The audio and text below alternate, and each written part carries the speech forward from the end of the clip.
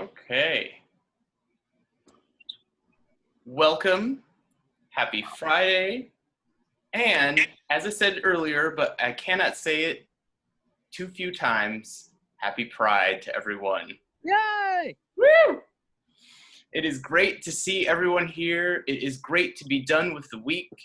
It is great to be going off into a weekend that we would typically be out in the streets celebrating, having some huge occasion to mark what happened, to celebrate the rights and the life and the love of people who consider themselves gay.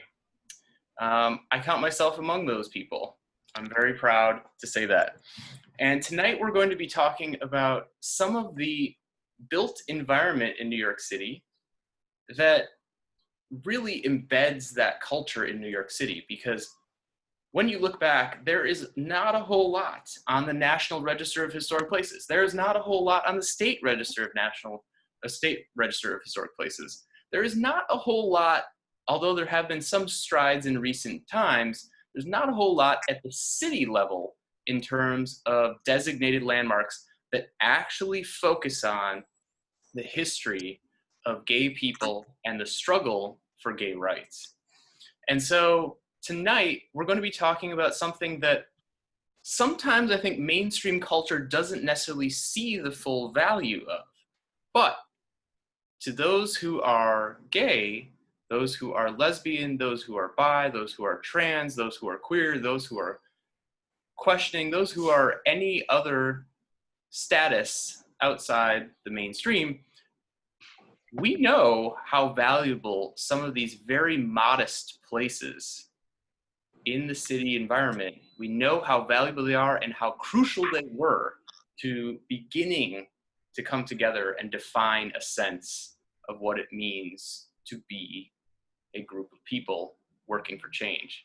So that is a very long way of saying welcome tonight to both Kyle Supley and Michael Ryan, two gentlemen who have been doing some fantastic work with gay bars that are gone. Now, I had the good privilege, really, to participate in some of their walks around the city, or specifically it was around the Village, where they're highlighting gay bars that are gone. Literally, culturally significant sites related to the LGBTQ movement that are no longer there.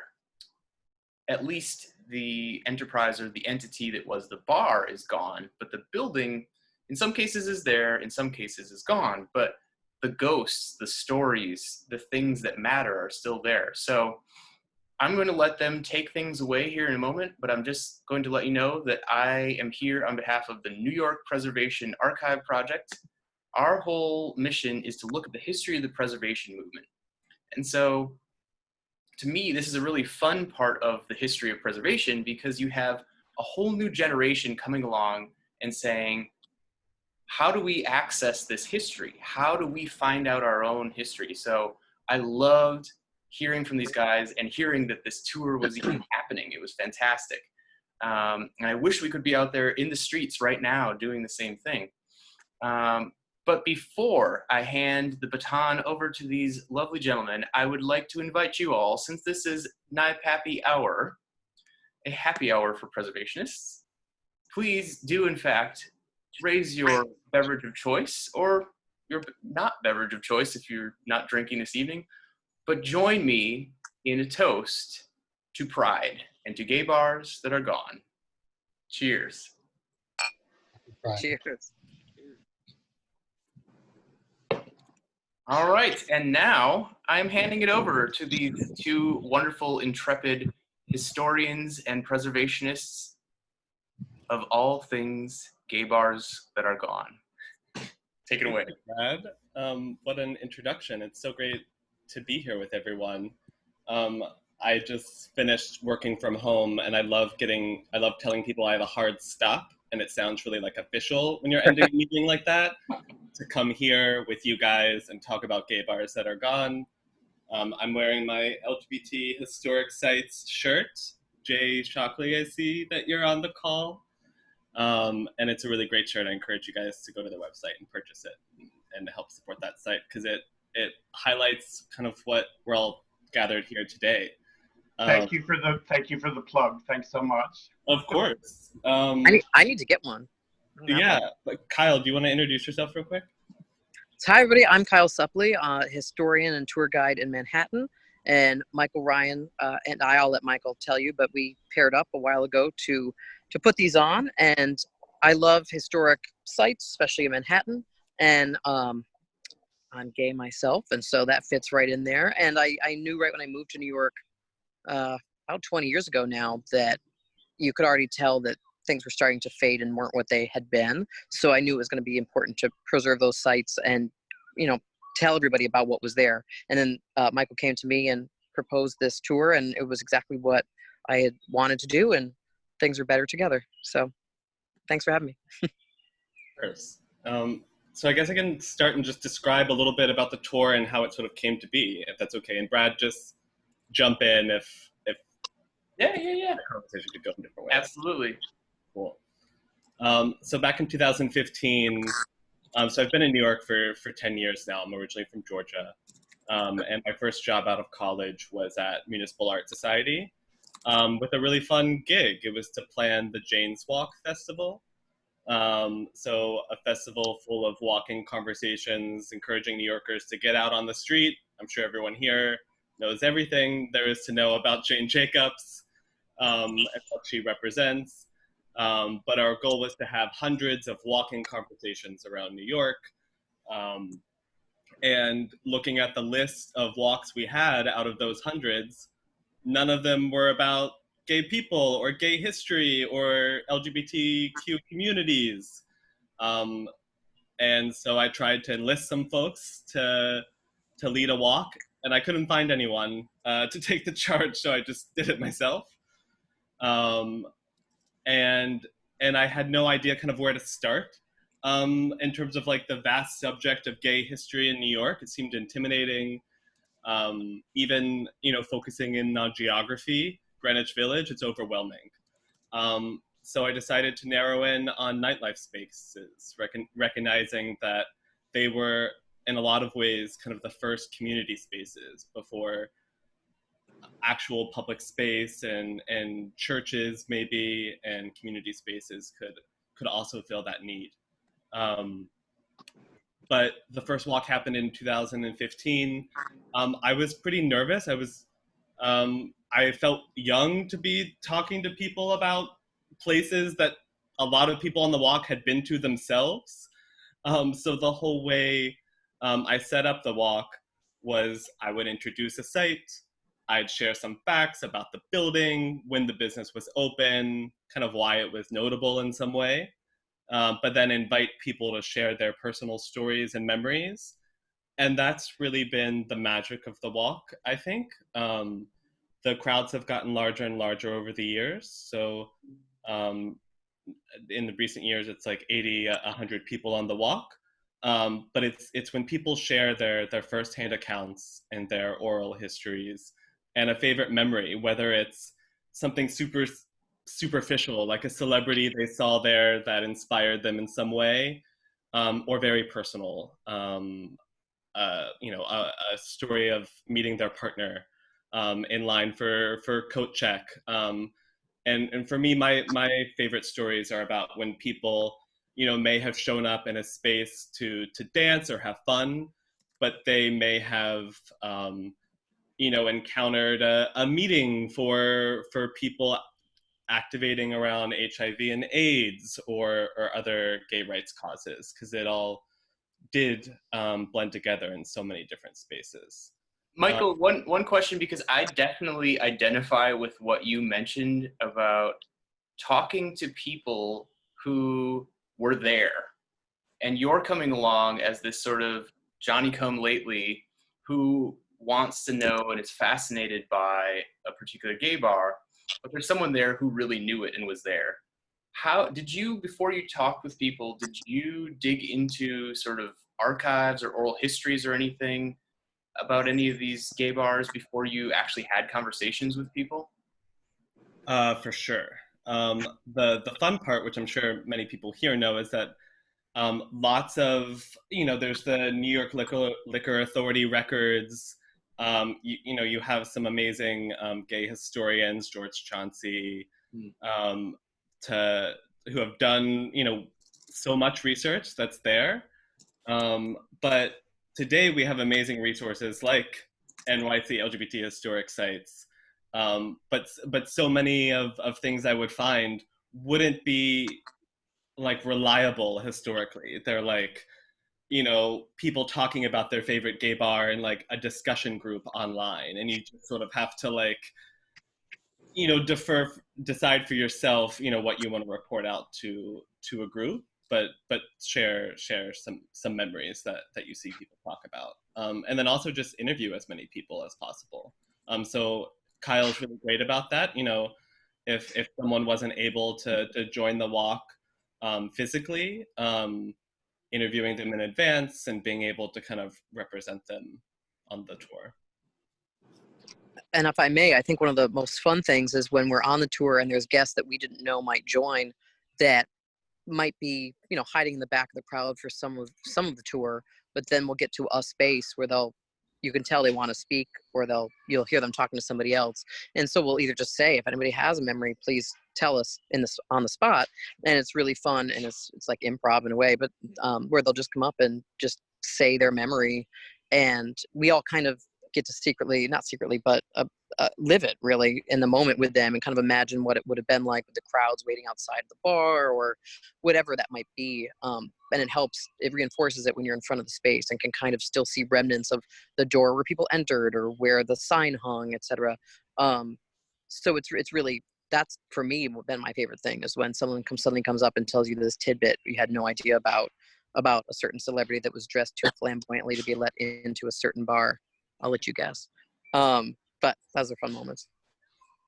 And I would say also, like, for me, my favorite bars are to talk about on this tour are the bars that like no one could have possibly been at. Like my favorite bar that I learned about, and then my favorite bar to tell others about is Pfaff's, which you spoke about, Brad, where Walt Whitman used to go. And of course, no one would have called that a gay bar. There you are. You're right there. I love it. That was great. Yeah. But it's a place where the Bohemian set hung out. And it blew my mind that of course there were 19th century gays, but to see kind of any sort of record of 19th century gays, I think is affirming. A lot of the narrative that I think queer people are told is that our story starts at 1969. We know that's not true, but I think we have to do a lot of digging to see the story before that. Right. No, and I'm glad you mentioned Pfaff's, because of course I'm a fan. And you can see Walt Whitman hanging out behind me. There's a couple different views of this place, but this space still exists. I mean, it's a gay bar that is gone, but the bones of it are still there underneath. And this is now, if you look behind me, there is a deli, Han's Deli and Grocery, on Broadway in Manhattan. And under the sidewalk in front of that establishment, what was called the Vault at Pfaff's. And so, as Michael was saying, like, that space was from what we can tell, sort of reading the tea leaves, a very early gay bar space in the city. And now, before you guys move along and talk about some more gay bars that are gone, I just have to ask Kyle, with all that greenery behind you, given the nature of this call, I have to ask, are you reporting live from the meat rack? Unfortunately, no. But I'm upstate New York. There is some greenery. We do have a tent set up back there, so very nice. Some cooking there, but no, I'm not in the Rambles or the meat rack. Oh yeah, so we're talking about bars. Yeah. Right. I think we should drink again. Cheers. Cheers. To nerd out on Pfaff's a bit longer. Yes, go right ahead. another thing about zeroing in on gay bars as something to explore to kind of understand queer history is that the physical spaces get reused. Like once something is a nightlife space, just the way like community boards work and liquor licenses and stuff, it just often recycles. So like Pfaff's has this like queer-ish establishment in the 19th century, and then in the 70s upstairs becomes the loft and the gallery, which was kind of one of the first discos in New York. This is like year 1970, and DJ David Mancuso turned his loft into a space that's famous in kind of dance music history. Okay, and I'm putting in the chat right now something that if you do want to really dig into the vault at Pfaff's and what it meant and who was there and really sort of how it played out in its influence on American literary and sexuality sort of timelines, there's a website called The Vault at Pfaff's, and it's run by my friend Ed Whitley at Lehigh University. So I'll put that in the chat right now. Speaking of other spaces, I feel like it really went through a lot of interesting changes. At least one of my favorite ones, if I can talk about that now. But well, we started doing mostly the West Side, Michael and I, in our first few years. And I think it was the third or fourth. It was the fourth year we did the East Side, the East Village, and then kind of worked our way back a little bit more west.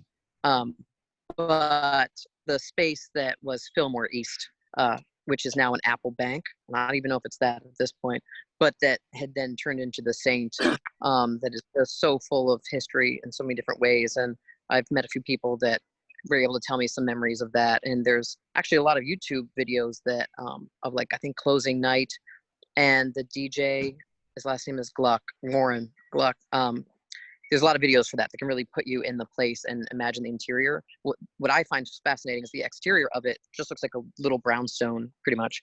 And then when you see photos, it was this huge space inside where Madonna, did her debuts of some of her songs, and Donna Summer, etc. And I think it really encapsulates so much of what was the 60s and 70s, from being Fillmore East and all the rock and the music, and then heading all the way into the 80s. And it's very, very interesting, especially when it comes to a space, in my mind. And another interesting part about kind of doing the tour year to year is it's also become an interesting way to talk about gentrification. And I think even when we started doing the tour, we were trying to answer the question, is nightlife dying? Is New York City losing its soul?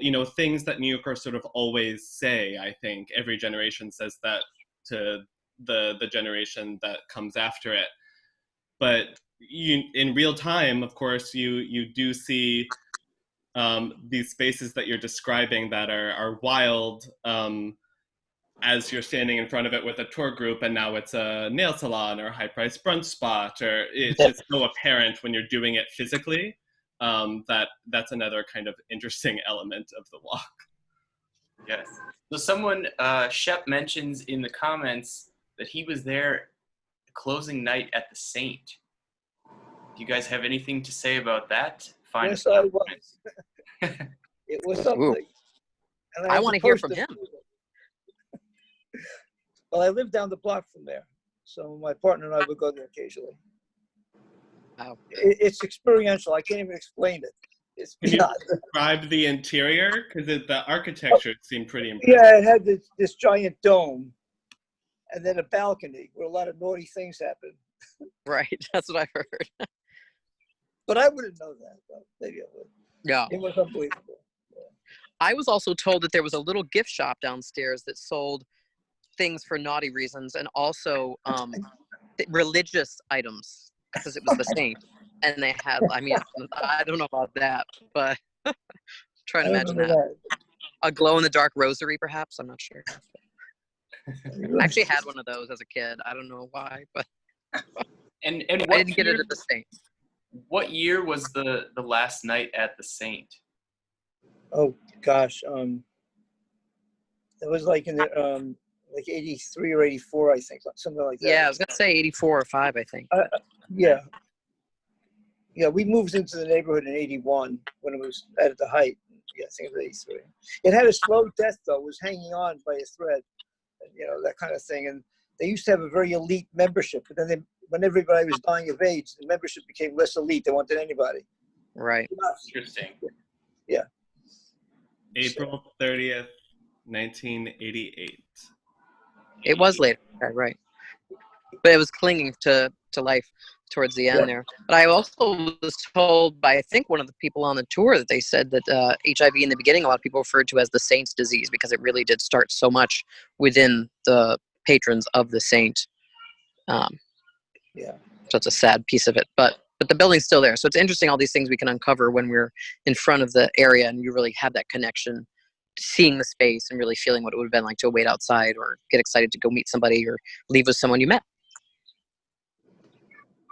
Now, Kyle and Michael, is there, like, when you're talking about gay bars that are gone and you're doing the tour, how many of the physical structures are still there? Are we talking like 50% of them are still standing in some way, even if they have nothing to, the establishment inside has nothing to do with a gay bar or a gay institution? Or are we talking more like 75% of them are still present? What are we talking? I would say like 75% have the original structure. Yeah, I was going to say 75 to almost even 80, I feel like, but I'm quickly thinking through. Michael, you would know better than me. I know the Palladium is now the dorms. That was completely torn down. Not that that totally counts, but sort of counts. But no, actually, most of the spaces I feel like that we've gone to, they're usually there. Yeah, It's fun in New York. I would say the most kind of, the neighborhood with the most kind of destructions might be kind of around the High Line, where you just have so much new development. And so we've only done the walk in the West Village and the East Village. I've always wanted to move it to Jackson Heights and Harlem, of course, because you have great concentrations of gay history there. But this year was a bit different, obviously. Right. I mean, have you ever done one in Hell's Kitchen itself? I mean, this is much more recent history, but I am now changing my name to Live at Bartini. Well, you know, so we always, because I think New Yorkers, and I'm guilty of this too, can kind of like be guilty of like focusing on like the 60s, 70s, and 80s. Mm-hmm. And then like, you know, we're always like wanting to include like something from the 30s, something Right. from the 19th century, and then we'll always include like something that like just closed. Right. So that, like everyone kind of feels not the 19th century, but like also the just closed kind of reminds people that like, oh, the place you know, watch Drag Race at on Fridays or see your favorite drag queen or meet up with your friends, how is that place important to you? If it is, and how can you kind of continue to support it and make sure it lives on? Right. And there's so many interesting sort of bits of commentary on gay life in the city when you track these things. Like, for example, the fact that boxers existed on the Upper East Side for a brief moment in time was a really interesting thing, you know, sort of an interesting footnote in gay history in the city. And then you have this other thing, Toolbox, which has been there forever and has managed to scrounge along and survive. And it too has a completely different thing to say about gay life in the city. So I do find gay bars to be such really interesting sort of arcs or repositories of gay history within the city. And I'm saying gay in the broad sense again, like gay, lesbian, bi, trans, like anybody who has sort of a quote different story in the city.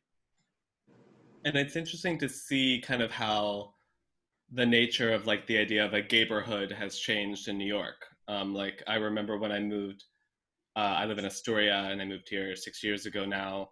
Right when I moved to Astoria, like 5 gay bars opened up. it was just like a weird year, and I was like, oh my God, it's happening. This is the next hot neighborhood. This is amazing. Right. And now we just have 2 that are left. They oversaturated the market and it didn't work. But I think it's just interesting to see like, oh, there was like a group of people who thought this will be a center of, the gay community, and we'll open up businesses here and cater to it. And, it was maybe a wrong guess, but you can kind of see that. There's an amazing website called outgoing.nyc. And it's by an urban planner who just has done this as a side project.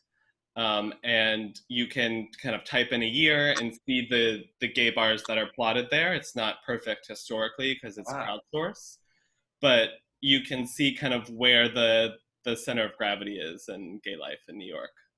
That's so interesting, because I've always, people ask me and I try to explain from my limited knowledge of things of like sort of, it's almost like an archipelago, like a Hawaiian island chain where there's a hot spot that moves, and as it moves through the city, it leaves behind these neighborhood islands as the volcano itself moves. So for example, say it starts in the West Village and then it moves up to Chelsea and then it moves up to Hell's Kitchen, and as it does so, it leaves behind this trail of places that have, gay memories and gay history and even remnant gay bars.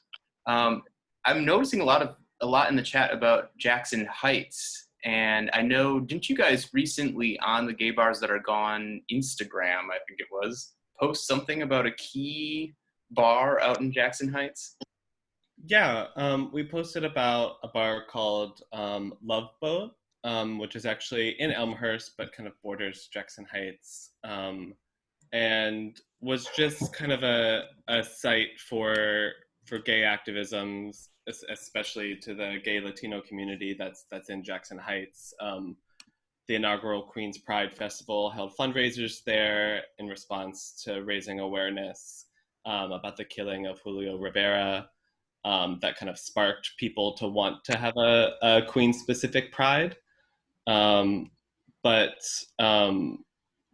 that was the bar we posted about in Jackson Heights. There's also Friends Tavern, which is one of the oldest gay bars in Queens. And then one of my favorite bar names ever is True Colors, which is, Friends Tavern is still in operation, True Colors is still in operation, but knowing that Cyndi Lauper is from Queens, I think that's just a great Queens gay bar name. Very nice. I should say too that each year it's been quite nice. At the end of our tour, we do go to a place that is a gay bar that is not gone, knock wood, thank God. Julius Bar, which is one of my favorites and such a great meeting place and has such history. And it's so fun to be in it and think of the history and meet people that have gone for many years. And a friend of mine, Robert Bryan, who's wonderful and was at Stonewall the night of and knows a lot of the history. He talks about what it was like in the late 60s, early 70s for him and how it's changed. It spun into the after party, spun into me DJing there every month until COVID happened, which was really nice. And thankful to Michael Ryan for that being an outcropping from this whole situation, or our Gay Bars That Are Gone tour. And it's also something neat to talk about media and photography. I'm a photographer on the side, and I love old video and film. And luckily with Julius, there's a few different instances of having that with Boys in the Band and other images. I have a friend who wrote the New York Neon book, Thomas Rinaldi, and he's sent me images of Julius when it still had the neon sign out front. And there's actually another Julius that it spun from. The space is still there, and the sign is actually still there, right on 7th Avenue. Bobo's? I'm forgetting the name right now, but the sign is the original sign for Julius. But as an architecture nerd and historian, it's fun to piece together those pieces and still be able to go into them, especially for Julius, and have it be a gay bar is really special. Yeah, Julius, I feel like I've heard of that place. Yeah, you might have. I don't know everyone on this call, but I assume folks have been to Julius. If you haven't, you got to go. Absolutely. Now, what about Brooklyn? Because I feel like Brooklyn is a whole different story, and to me, Brooklyn is always more diffuse. It always seems to be sort of slightly blended. If you were to if you were to assess it as a cocktail of gay bars. Do you guys focus on any of the establishments that were or are in Brooklyn? Yeah, I mean, so every year when we like put together a walk route, we try and go for Brooklyn, but the walk route would always be too long. So of course, there's so much queer history in Brooklyn. One of my favorite historians ever is Hugh Ryan. We share a surname, but we're not related. And he wrote the book When Brooklyn Was Queer. And he talks about queer bars, of course, but a lot of the history that he finds focuses on the shipyards and kind of the working class neighborhoods, where it was more about like cruising spaces and places where people met, but less around kind of queer dedicated spaces that were celebrated. But you do have a lot of important residences in Brooklyn. What was the house where they a bunch of them all lived? I'm forgetting now. I went to that. It was a really great show in Brooklyn that was around that. But Oh, do are you you know? talking about February House? I think so. Yeah. It was like W.H. Auden Yeah. and Truman Gypsy Capote. Rose Lee and Yeah. several other people. And I had no idea about any of that, so that was fascinating. Hugh Ryan's great. Yes. Now, I happen to have a background up that is someone who lived strangely close to the Brooklyn Navy Yard, and I have no idea why he would have lived there. But his name was Walt Whitman, and in the 1850s, he lived at a house at 99 Ryerson Street that is still there. And it's the only one of Whitman's over 30 different residences he had in Brooklyn and Manhattan. It still stands. This is the only one.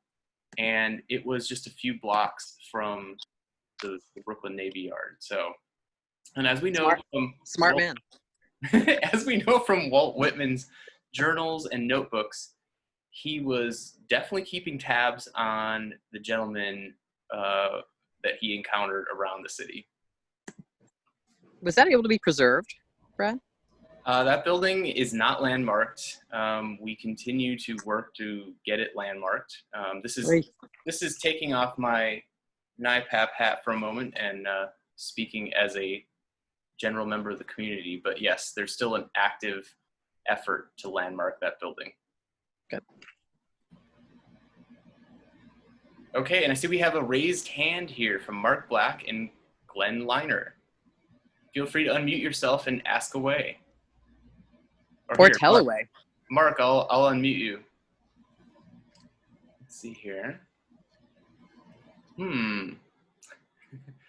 Otherwise, feel free to type your question in the chat, Mark, and I can ask it. Somehow unmuting is not working at the moment. Let me see if I can do it.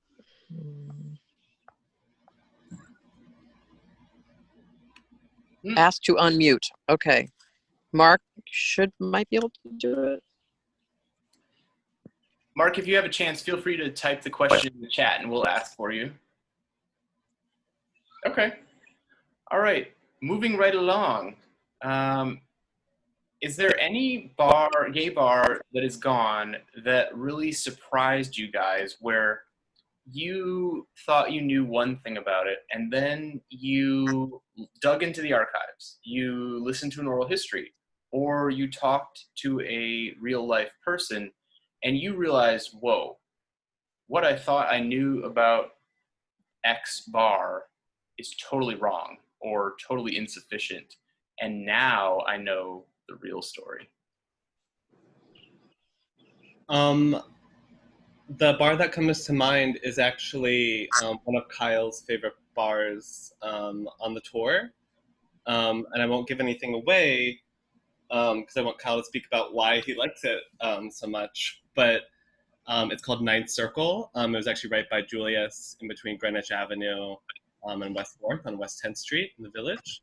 And when I would read about this bar online, it was all about kind of like the gay hustler scene that was there. It described it as very kind of seedy, but then when people talked about it on the walk, like hilarious stories. Like, it was where they snuck in as kids. It was where they went with friends. It was a place that, like, and maybe we just had very joyful people about this specific bar on this walk. But so many places that we highlight on the walk have a door policy of some sort, just out of needing to kind of, like, maybe prevent police raids or something. But there's also, of course, racial discrimination throughout gay history and nightlife spaces. And Ninth Circle, at least, and talked about a place where it was a whole, like a Julius, where people just kind of mixed together, different ages, and a really mixed crowd. So that kind of, like, was a difference between, like, how people talked about it and what I saw online with, like, official accounts of it. Do you have anything to add there, Kyle? You took it all, Michael. No, I'm kidding. Yeah. No, that was a place I didn't really know much about, and I would love if I had a time machine, which I'm still trying to work on. That flux capacitor, though, it's hard. But we had a friend of mine, Nora Burns, join us on one of the tours, and she told a lot of history of her going with her gay friends to that place. And I met someone the other day, Ryan Landry, who is a great playwright, lives in Provincetown, but he was just telling me just very recently his memories of it and how it really was a term I like to coin called the queerdos. Just, I like to consider myself a queerdo, but kind of like the artsy, like downtown performance, kind of weird, fun gay guys who were kind of the I don't know, the witty underground art set. And from what I hear, that was kind of the place to be. And yeah, if you were young, you could go there and no one questioned or cared. And it just seemed to be a pretty joyous place. It's just on the street from Julius. It seemed like a fun one. The other one I was going to mention, that I didn't really know as much, was the Bijou, which was Club 82, which I didn't really know the history of that back in the 50s. But a photographer friend of mine, James Bidgood, who did Pink Narcissus, the film, and also photographed a lot of beautiful imagery in his studio or one-bedroom apartment in Times Square back in the day, he was did drag in the 1950s at Club 82. And I was told by a friend when I've been in the city a few years at that point, but we walked by it one night on the way to Boiler Room, and he pointed at the door, and it still said bar above it, and he told me a quick history of it, and I noted it in my mind, but I thought it had closed. I didn't know it was still running films. And then with my ex a few years ago, we stopped by one night, and I pointed out the door, and the door kind of swung open for me to enter, and we both went downstairs, and someone just wrote it was great for quick sex, bar 82. Yes, it seemed that way, because we went down the stairs, and they were showing the films that were playing. We were both in black tie coming from a wedding, so I didn't know if it was quite appropriate to walk in. Maybe we would have been a big hit, but we both thought we would go back at a different point just to experience it. But unfortunately, it closed last year before I was able to do so. But talk about a hallowed space of history. I feel like that would be a really interesting one. I also heard there was a coffee machine on the end of the bar that there was like fresh coffee. So I don't know if you stayed all night, woke up in the morning. If anyone was there, please tell me stories. I just vicariously love to hear the stories from people. And again, it's interesting to do this tour because Michael Ryan and myself, I'm older than Michael Ryan. That's why he picked me to come along, I think, for the tours, but to fill in the gap. But it's great because we're kind of, I'd say, a little bit in the middle now. We're getting older, but between the younger and the older. And so it's really great because I want to keep, and we all should keep, the history and the stories so we could pass those on to future generations, because it was, people generally didn't have cameras in these spaces. As I mentioned, there was a few instances for film, but it's mostly oral history. So right. Now, one thing I wanted to note, and I know we have I think Shep still has his hand up here, and it's great seeing all this. There's so many interesting tidbits emerging in the chat. This is what it's like. It's fun.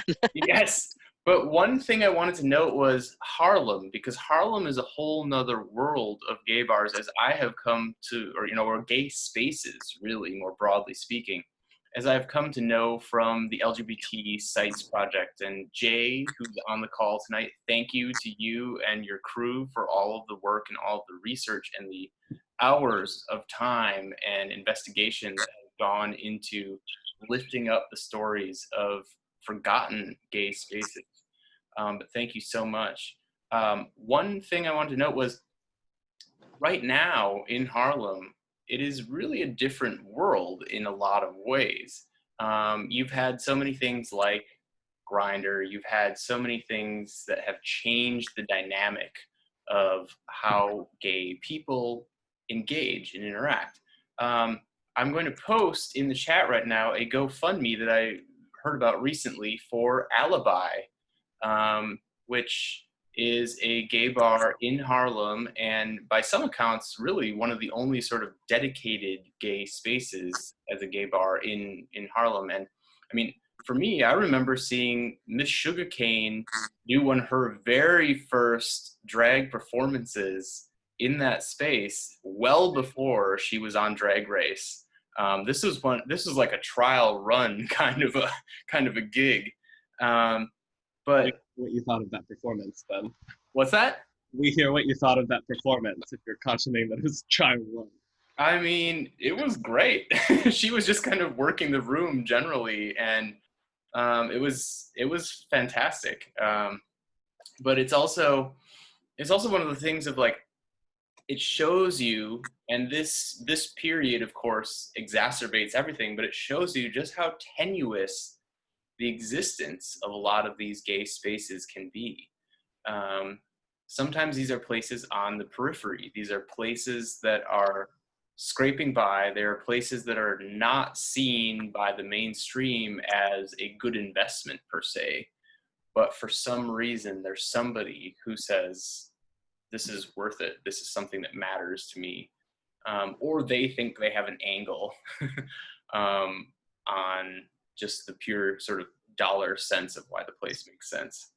But I wanted to make sure that we mention that, and the GoFundMe is there in the chat. Michael and Kyle, anything else that you think that we should be chatting about? I mean, we haven't talked about some places that I came along to New York and feel as if I sort of missed in a way that everyone and their uncle tells me about. So I'm talking about places like Splash and Limelight and Tunnel. Well, okay, wait. This is we should all say when we moved to New York City, because that would kind of place us. I guess I'll start since I think I've been here the longest. But I went to FIT in 1999, and it's going back a ways. But at that point, the gay area was between 23rd and really 28th on, that was 8th Avenue, I guess, yeah. And I remember I was in the closet then, don't laugh, even though I went to FIT at that point. But the first year I was in the closet, and I used to walk by Big Cup, which there's never really been anything like that. I'm sure some of you may have gone there, but the coffee shop, and it was such a, I so wish it was there today, because no Starbucks or even funky little coffee shop can really replicate how it felt. I was petrified when I entered at that point. Now I would just stroll right in, but it was a great memory. And then the whole block walking down there from Rawhide, and I'm trying to think of the other ones, but it was a really special time. And it was sad, because it's sad to think of it now, because I assumed it would always kind of be there and I could grow through it and change, and then I'd be able to go to those places. And in some ways I did, but Google moved in, the rents went up, and everything sort of moved up to Hell's Kitchen, which ironically I live at now, so I'm kind of getting a piece of that, although now things are changing and those prices are going up, so it tends to keep changing and going on that way. But places that you missed, I mean, I did go to Limelight one time, Exit, Twilo. It's funny when you say the names of the places you went, people can instantly pinpoint when you were kind of in New York.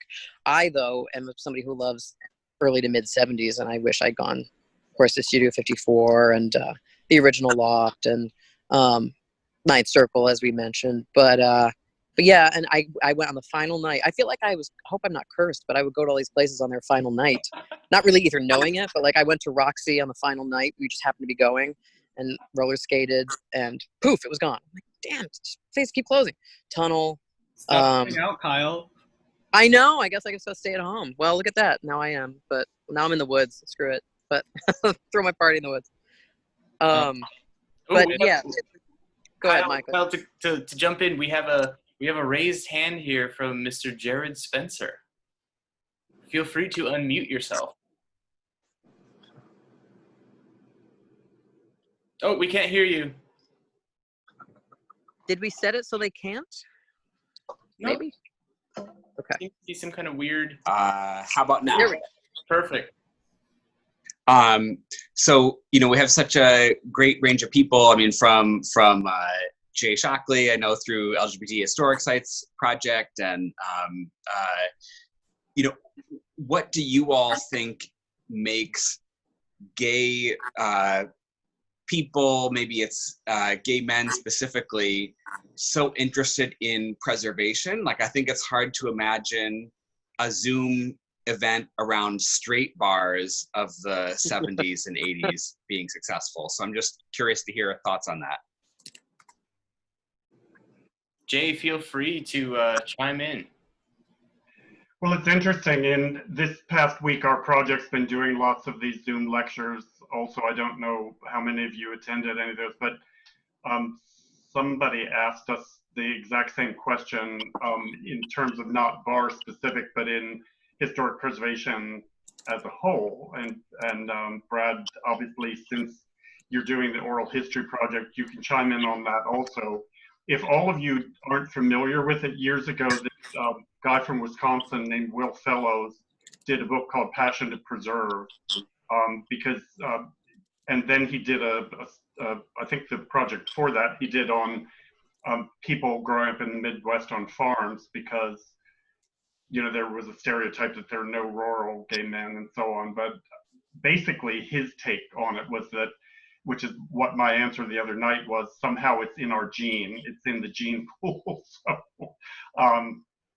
that's my answer. I don't, you know, anybody else can chime in, but. If I can add as well, like in addition to spaces in history, Michael Ryan, I think Brad can attest, I'm too much of a major collector of especially mid-century objects. And I've read a bunch of different theories and things, such as how gay people tend to gravitate towards things that are kitschy or things that were disposed of or too outrageous for their time, or quickly fell out of favor. So I think, and I've read that a lot of gay men tend to, it's twofold, gravitate towards things that may have been tossed aside or too outrageous because they saw a part of themselves in these inanimate objects. I guess I do. And so that's one piece of it. But the other piece is, at least for me, and I'm sure you guys feel this way too, but when you don't innately feel necessarily that you can, I mean, you can adopt children and et cetera, but leaving behind a legacy, I always felt like it was going to be a little difficult for me. So in a way, I felt that by preserving not only my history, but that before me and into the future was a way to kind of preserve that we were here. And that's another thing I have to say, that was Michael's idea that's so great when we do the gay bars that are gone. He has a little stencil that we chalk on the sidewalk that says gay bar was here. And I think that's a way of kind of planting and taking photos of and remembering and having, again, those stories, preserving something that we relate to, that feels like us, that's beyond ourselves, that we can keep for the future. Oh, that's a good point. I forgot to mention the stencil. We call it guerrilla landmarking, which I think this group might appreciate. So good. And to answer Jared's question, I went and pulled a book from my bookshelf, which is this book called A Passion to Preserve, Gay Men as Keepers of Culture. I have it too. I just bought it the other day. I found it in a bargain bin at the Strand, and I was like, what is this? But it's all personal essays. And Jay, I'm sure you know, Ken has an essay in there, which is great. And that's the book I was mentioning. And also, I don't know if any of you saw it. There was a play about a year and a half ago based on the interviews. I went to the University of Wisconsin-Madison, and I know that Brad's from Wisconsin. There were these two guys back in the 30s who were a gay couple in Mineral Point, Wisconsin, who are very, very early preservationists. And some of the houses that they saved were purchased by the state of Wisconsin. And the play was called Pattern at Pendarvis. It's worth checking out if you can find it in some form. It was a very fun off-Broadway play a couple years ago. I should also... Oh, go ahead, Kyle. Go ahead. Oh, sorry. I was just going to say I should add something I just thought of, and I talked to Michael about it. But speaking of spaces, a friend of mine, some of you might be familiar with Justin Vivian Bond, but posted that far upstate, there was a 7-bedroom farmhouse that was for sale. And I wasn't fast enough, nor did I really have the funds. But it was the original Casa Susana. Then in the 1960s, the men from New York would go up and dress and drag as a private group, take photos. And there was a play, which name is escaping me, but I bet Michael will have it, that just a few years ago was done about this place. It was $99,000, y'all. Someone snagged it. I hope they'll preserve it, because I wanted to decorate it like the 60s and kind of revamp it for what it was. But it's rare that these gay spaces come up, and at least even for sale, it's such a low price. Michael, do you know the name of that? Our retired themed Casa Valentina. Right, that was, yeah. Michael, what is the name of that book that both you and Jared were holding up and Jay mentioned? A Passion to Preserve, is that right? Yep. Subtitled Gay Men as Keepers of Culture, which I just love that subtitle. I haven't read it yet. Have you read it? Yeah, and I'm putting it just reminds me of, like, I don't know, I feel like a certain type of gay boy, like the grandmother is like, you keep on to the family Bible, like you hold on to the family tree, like they like trust there's something that they like trust that it'll get carried through. I don't, but the book's trying to unpack that, which is interesting. Very interesting. Okay. Graham, you have been patiently waiting. Feel free to. No, this is fascinating. I just want to thank everybody. But I got really excited when someone mentioned the Big Cup, because I moved here the first time in 1996. And this doesn't speak to preservation, but I just think it speaks to the power of gay spaces and bars. But I never felt more like a gay person, more accepted, and like the possibilities than when I went into the Big Cup.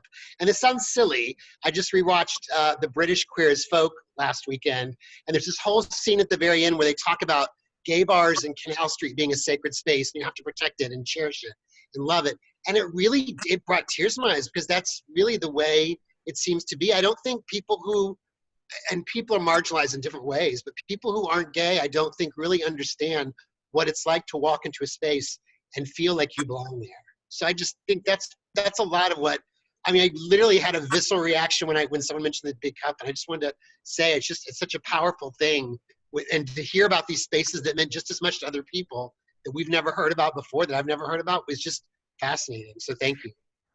Thank you so much.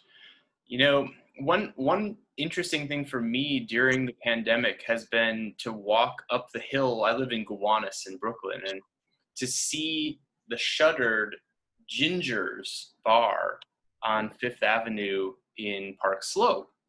And it makes me think every time I see it of, will Ginger's reopen? Because, as many of you know, and I know Kyle and Michael know this full well from the tour, there are not that many lesbian bars left in the city. It's true. And San Francisco as well, really many at all, which is really sad. Yeah, Bum Bum Bar in Jackson Heights closed, and then there's just Ginger's, Henrietta Hudson. If I could just jump in for a second, one of our projects we did 2 weeks ago, Gwen Stiegel did a lesbian bar talk. It's on YouTube if you want to watch it. New York currently only has 3, which may not survive the pandemic, and she announced that the entire United States only had 17 in the entire country. That's so crazy. Wow. Okay. Well, one other thing I would like to mention that's kind of interesting, because they're not necessarily gay spaces, but when I think back of places that meant a lot to me as a gay person, I know other gays and LGBTQ people that tend to like, kind of harkening back to what I was mentioning about quirky spaces. They weren't gay bars, but spaces that we, I think, tended to just enjoy, maybe not the patrons or anything, but just the space itself. And I think back to the Edison Cafe, something that was, right near Broadway, and just such a special, strange little spot. Or the Moondance Diner that I used to work near, where Rent was written within the diner. I mean, it's not technically a gay space, but all those little quirky spaces, there's very few left either. Diners, small little gathering spots, and places where gay people, when they weren't going to a bar or club, may have also frequented. And it feels like we're losing a lot of that also. Mm-hmm. So, we have about 10 minutes left here before we wrap. And one question for you, Michael, is, so we've seen, because of this focus on gay bars that have gone, that there is a loss of the establishment. The building itself often stays intact for now.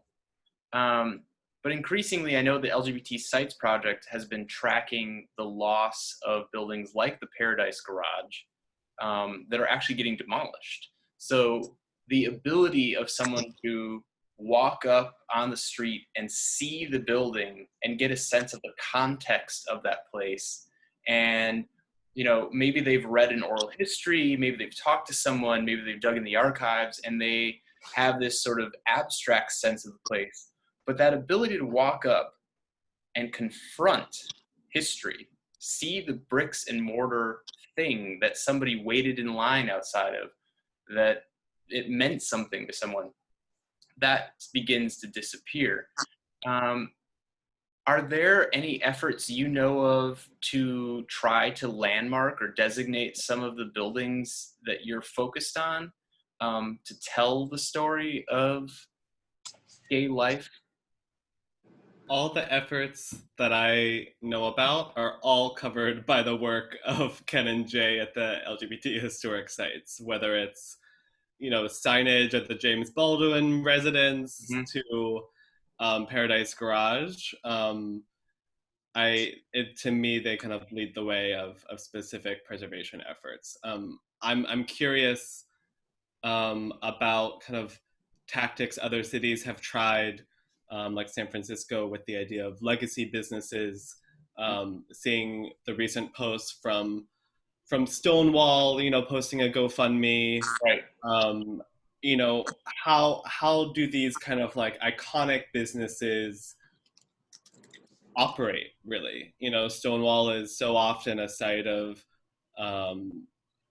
where people gather. How does that work into an operating business model when there's memorials outside and things like that, pandemic concerns aside? So I don't know how successful things like legacy businesses have been in San Francisco, but I'm curious what local politicians in New York can experiment with here, because it's going to get bad pretty quick. I think we all know that. Speaking of Julius, we spoke earlier, thankfully that was awarded. That, granted, is still here. I think it's I wouldn't say easier, but there might be more focus on a place that exists today that existed then, to try to keep something rather than the space where something once existed.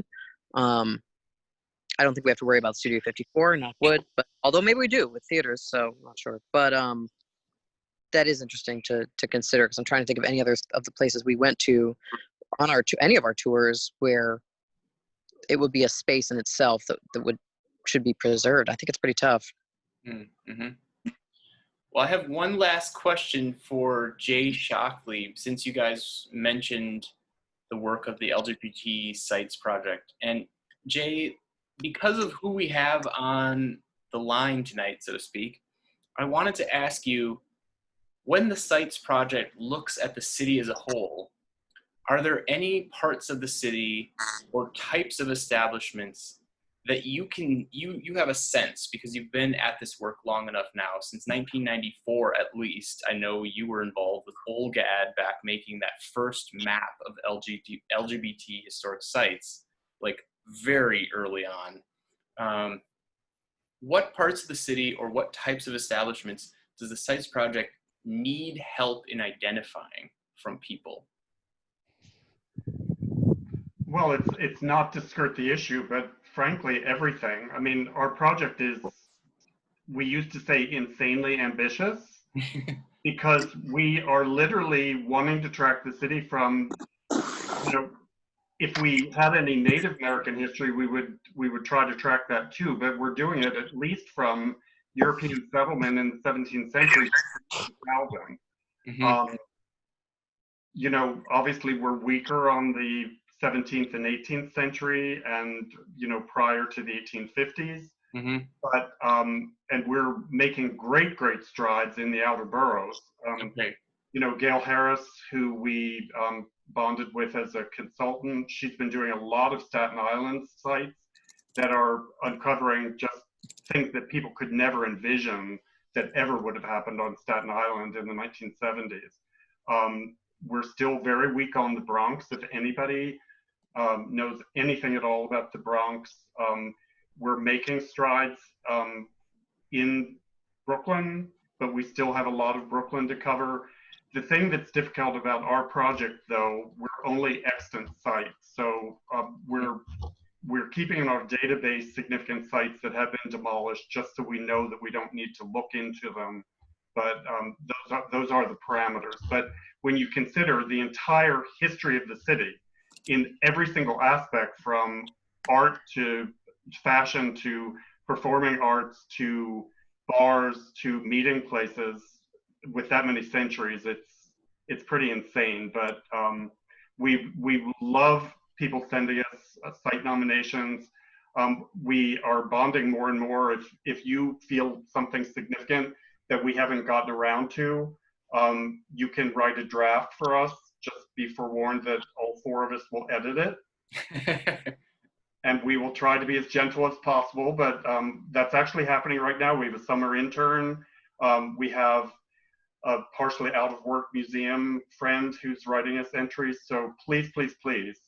A lot of you have time on your hands and you have knowledge and skills. Okay, well, thank you, Jay. And again, thanks to you and the whole crew at the Sites Project for all of the work that you do. It is tremendous, it is necessary, and it is truly transformative. I have seen that personally, so thank you. I think while we're all here, Brad, I think we should put our hands together for Jay and all the work he's done all these years. I think so, and I am unmuting you all right now. Yes! Thank you, that's very sweet. Thank you, Jay. And I will put in a plug, since we're doing mutual plugs, I'll put in a plug for Brad spearheading the Walt Whitman Coalition, which our project is part of. And if that does not get made an official landmark, there is no justice in this world, where we know there already is not. But amen. If I may put it out there too, and you're welcome to unmute yourself and tell a personal story now about any of these spaces, but Michael and I were discussing that for the Instagram, we'd like to start doing either recorded or one-on-one safely at a distance, but quick little memories and stories of people's interactions with these spaces as well. So you can write to any of us involved here, or, you know, however you'd like. And if you know anybody else who has a great story or anything like that, we got to start getting these written down and recorded. Kyle, what's the handle on Instagram at gay bars that are up? Michael beat me Boom! to it. Gay bars that are gone. The other thing I was going to say, Brad, I think when you save this, you probably know this, but it should save a PDF of the whole encryption of what everyone wrote. I would love to get a PDF if you can mail it to us, if they isn't too much work. That way we can have all these links. There were quite a few good little tidbits of knowledge shared in the comments. And I feel like there's some stories somebody has and they're sitting on. I don't know. I feel like Joseph might have something, I think. I'm just picking people now. It might be the tequila. Mark, I think Mark looks like he's ready to tell us something. I'm just trying to get people to talk. This because everyone looks really young. I'm just scrolling through. Linda? Linda, were you on one of our tours? Am I dreaming? Not yet? Not yet, but it seems like a very interesting thing to do. I lived in the village for such a long time, and I know many of these places. You've seen it all. Fabulous. Get in touch with us, Linda. I want to hear stories. Excellent. Well, I want to say, for those of you who are still unmuted, please put your hands together for our special guests this evening, Kyle Supley and Michael Ryan of Gay Bars That Are Gone. So thank you, guys. Thank you. Thank you very much. And That's wishing great. you all a very happy Pride. I hope you go out there, find some creative way to express your pride, to let other people know about it, and to find someone out there who is not connected, who is not in the mix with people across this weekend, but someone who needs to feel some of that pride. Find that person and reach out to them and give them some little tidbit of that rainbow flag this weekend. So thank you all for coming, and take care. Thank you. Bye, everybody. Stay Bye. safe. Thank Thanks. you. Bye. Happy Pride. Happy Pride. Happy Pride. Woo!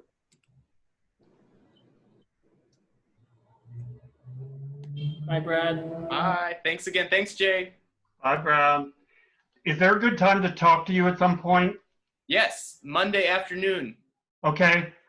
Do you know Joyce Mendelson? Yes, not Okay. well, but I do know her. It'll be a conversation about her. Perfect. Thanks so Okay. much. Bye. Great NYPAPy Yes. hour. Yes, indeed.